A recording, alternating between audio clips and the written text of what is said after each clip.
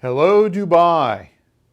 2 years ago when I attended my first Dubai Air Show, traffic at your international airport was a sign of the times, great times.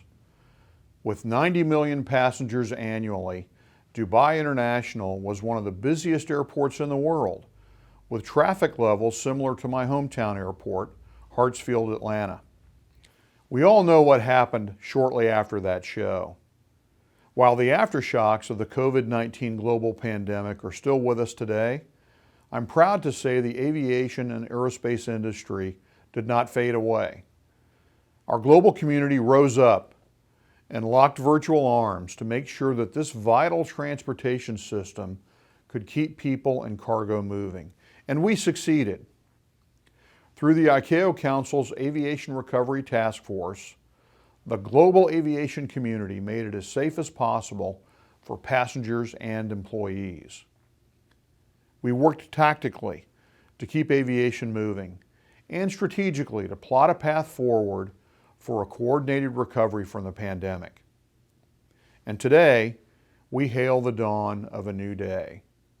The rain has come and we see the fruits of the trees. Yes, COVID is still a concern, but we are stronger and more resilient and better equipped to embrace our new opportunities. Drones, urban air mobility, space, and scores of other new exciting technologies waiting in the wings. Right now, we're in prime shape to tackle two of the most pressing challenges in front of us: continuing to deliver on the incredible high safety record that we've achieved and reducing our carbon footprint. I always say safety is a journey, not a destination. I believe that strongly. Part of that journey is to keep in constant contact with our international neighbors so that we can share best practices and lessons learned. Sharing our experiences is particularly important as both of us integrate exciting new forms of transportation into our national airspace systems. Just as rain is the foundation for producing fruit, safety is the basis for reaping the benefits of innovation. We as regulators must be careful to balance the benefits of innovation with any new risks that innovation introduces. That's why we're very proactive in sharing our experiences with commercial space, drones, and advanced air mobility. 2 years ago here in Dubai, I had the pleasure of meeting with your space agency, where we discussed ways to work together on spaceports and international policy. At the time, Dubai had just welcomed back the first Emirati astronaut to have flown on the International Space Station. Since then, the space industry has been moving literally at warp speed, and it's been moving safely. In the U.S., the tempo of our commercial space launches and re-entries continues to increase. Right now, we're averaging about one event per week, and the types of missions continue to amaze.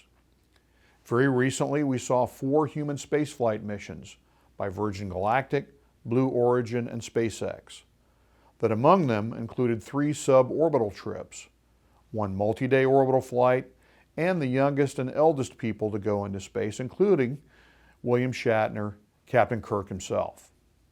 Closer to Earth, we are increasingly working together on the safe integration of drones and flying taxis. In February of this year, the FAA hosted a regional drone remote identification and operations over people final rules webinar, where 19 participants from Israel, Jordan, Saudi Arabia, and the UAE attended. And in July, we hosted a regional webinar on low altitude authorization and notification capability, which enables drones to safely fly in airspace that is heavily used by traditional aircraft. During it, we welcomed 15 participants from the civil aviation authorities of Israel, UAE, and Jordan.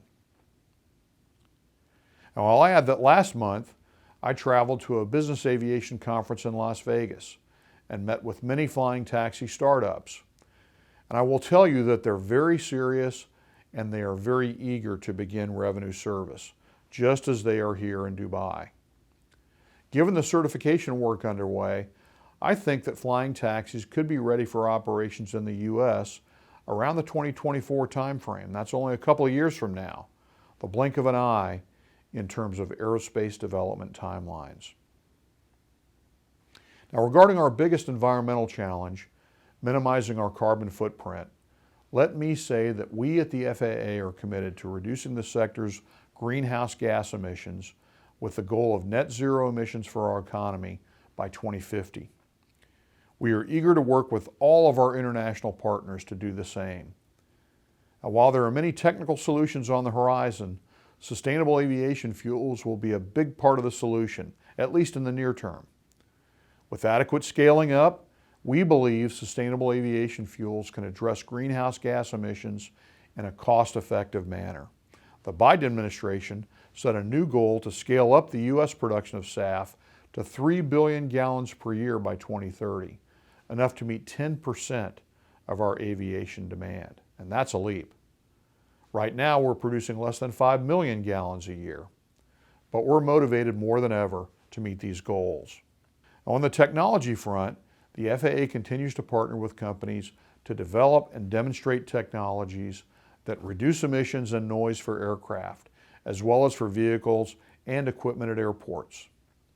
And we continue to deploy green technologies in our air traffic control operations, including a new software capability that will help participating airlines burn less fuel and take less time on the ground to get from the departure gate out to the runway.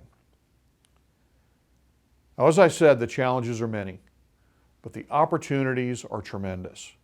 I believe that we're in the midst of the most exciting period in the aerospace industry since the dawn of the jet and space age, and this is our time to thoughtfully embrace innovation and harvest an amazing transportation future for the entire planet. Working together, we can do it. I want you to know that the FAA is here as a partner to help in any way that we can to build that future. And thank you for listening, and have a great Dubai Air Show.